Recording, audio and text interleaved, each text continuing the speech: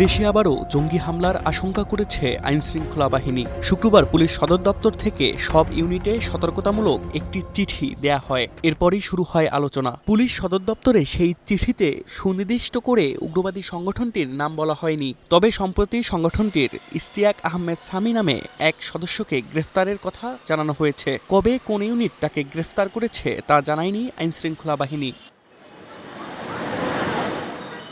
সংসদ ভবন, সচিবালয়, পুলিশ সদর দপ্তর ও ধর্মীয় উপাসনালয় সহ রাষ্ট্রীয় গুরুত্বপূর্ণ স্থাপনায় জঙ্গি হামলা হতে পারে এমন আশঙ্কায় পুলিশের সব ইউনিটকে সতর্ক থাকার নির্দেশনা দেয়া হয়েছে।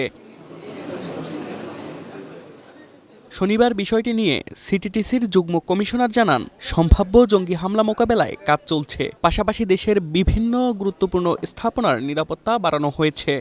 আমরা এই তথ্যটা পেয়েছি এবং আমাদের সিটিটিসি, সাইবার ইন্টেলিজেন্স, আমাদের স্পেশাল অ্যাকশন, আমরা এই বিষয়ে কাজ করছি।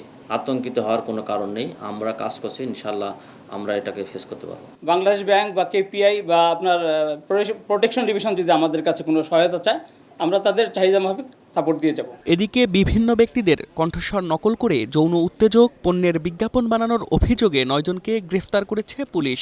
জব্দ করা হয়েছে বিপুল পরিমাণ অবৈধ ওষুধ। এ সকল ভিডিও তারা আপলোড করে বিভিন্ন ওয়েবসাইটের মাধ্যমে প্রচারণা চালিয়ে এই ওষুধগুলো তারা বিক্রি করছেন।